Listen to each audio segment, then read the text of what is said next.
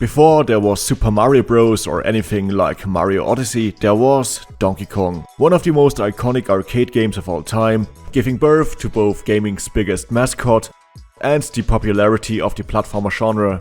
When in 1994 the character of Donkey Kong was reinvented through fancy tech on Super Nintendo, with Donkey Kong Country as a more action-focused platformer.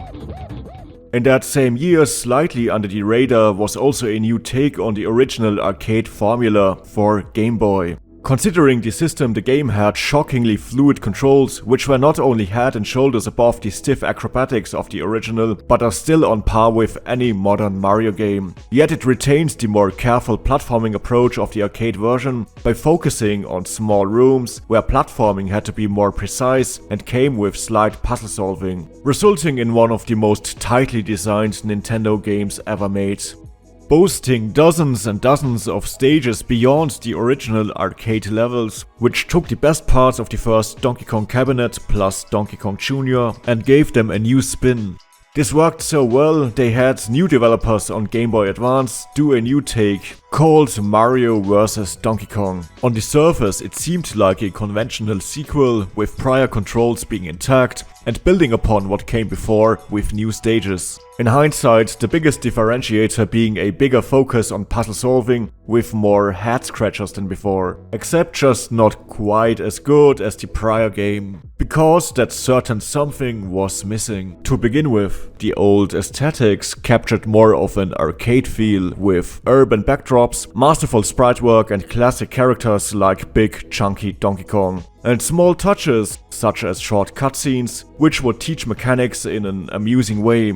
In comparison, Mario vs. Donkey Kong became much more sterile. Even though GBA was capable of fabulous pixel art, Mario vs. DK went for a pre-rendered look set in a more generic playroom-style world, which was quite lacking in charm. Now, this is something that has been drastically improved with the remake on Switch. While it still doesn't have that magic of top-tier pixel art, at least the toy aesthetics now come to life much better than with the underpowered Game Boy Advance. And while back in the day the worlds were connected through unsightly still images, new cutscenes also go a long way, giving the game a more dynamic feel. Though the animations are still not that amazing and the soundtrack is sometimes painfully generic.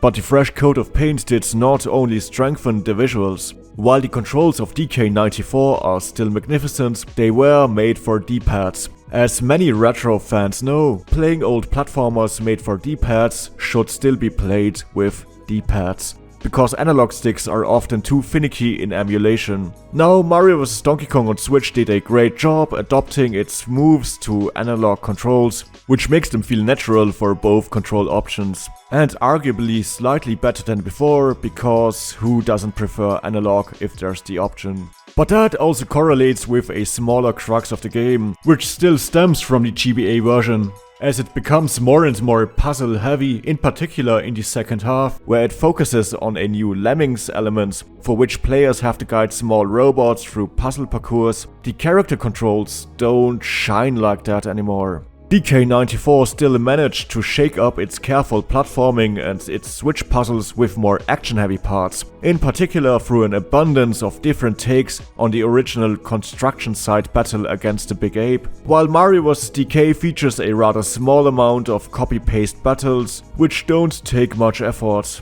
The focus was clearly on the puzzles, and it is a very good puzzle game, on Switch now polished to a T, in particular when the difficulty ramps up and it isn't quite that clear anymore how to reach the goal doors. And even more if you try to obtain all the collectibles which unlock secret stages. The remake also contains a few new mechanics like teleport puzzles which fit in well enough. But its approach just isn't as well-rounded as DK94, which absolutely nailed what it tried to do, which was to take the old arcade platforming and just go crazy on it, while the sequels for Mario vs. Donkey Kong would continue to double down on Lemmings gameplay, which resulted in much less critical acclaim and really not that much visible fandom, which makes Mario vs. Donkey Kong on Switch an interesting case. It's the superior version of an inferior version.